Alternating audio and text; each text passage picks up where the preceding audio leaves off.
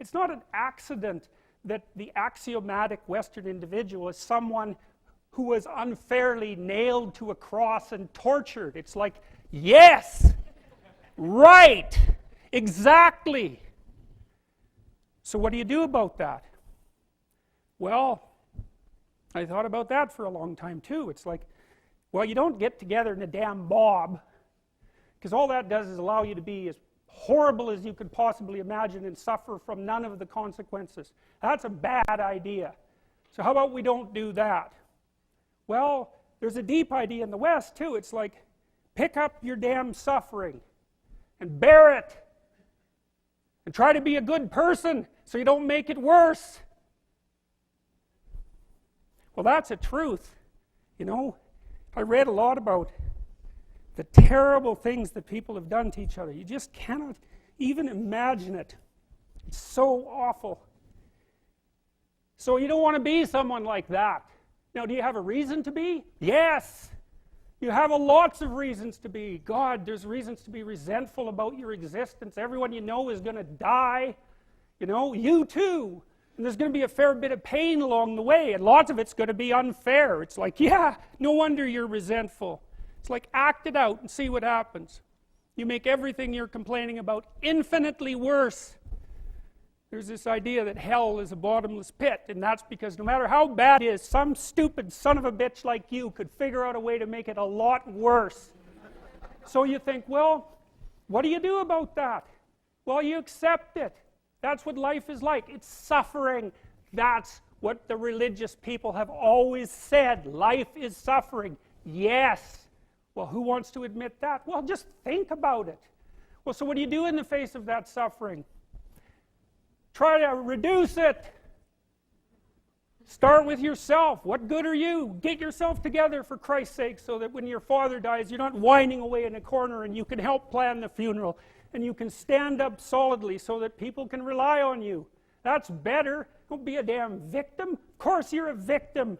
Jesus, obviously. Put yourself together.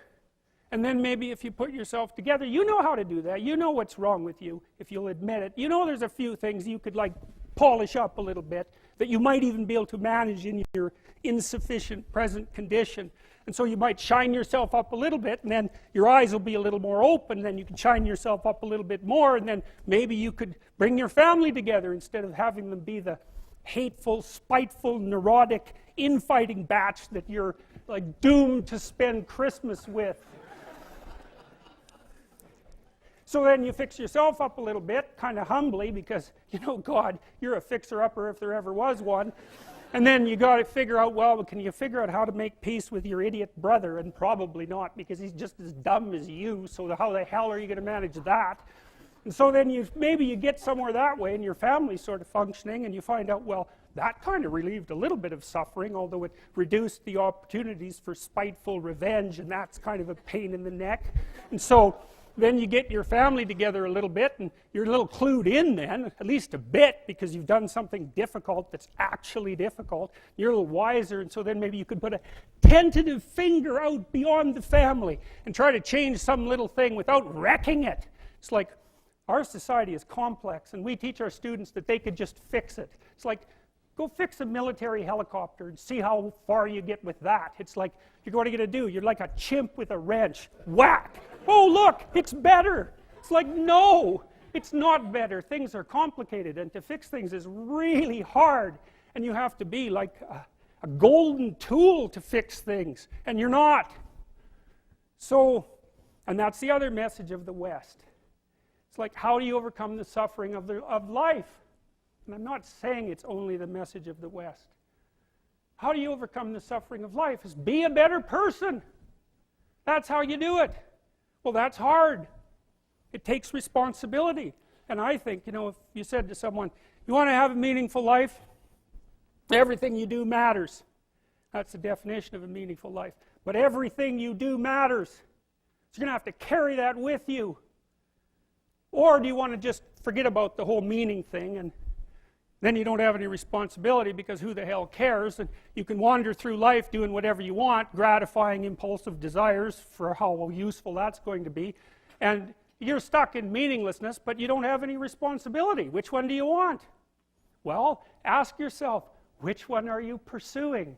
And you'll find very rapidly that it isn't the majority of your soul that's pursuing the whole meaning thing, because, well, look what you have to do that. You have to take on the fact that life is suffering. You have to put yourself together in the face of that. Well, that's hard. Christ, it's amazing people can even do it. I'm stunned every day when I go outside and it isn't a riot with everything burning. Because really, God, you talk to people, it's like, I knew this guy, he'd been in a motorcycle accident and it really ruined him, and he was like a linesman, you know, working on the power, and he was working with someone who had Parkinson's disease, and they had complementary inadequacies, and so two of them could do the job of one person, and so they're out there fixing power lines in the freezing cold, despite the fact that one was 3/4 wrecked with a motorcycle accident and the other one had Parkinson's. It's like, that's how our civilization works. It's like, there's all these ruined people out there, they've got problems like you can't believe. Off they go to work and do things they don't even like, and look, the lights are on. My God, it's unbelievable. It's a miracle. It's a miracle. And we're so ungrateful. College students, the postmodern types, they're so ungrateful.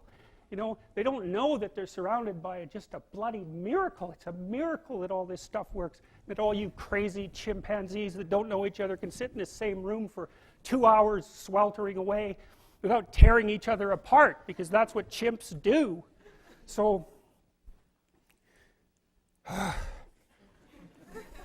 anyways, so what happened? Well, I made some videos and I got to the bottom of some things, at least as far as I can tell, so I told you what the bottom is, and then I've got this idea about what you might do about it, which isn't my idea. It's not my idea. It's an old idea. It's far older than Christianity. It's old. It's the oldest story of mankind. Get yourself together. Transcend your suffering. See if you can be some kind of hero. Make the suffering in the world less.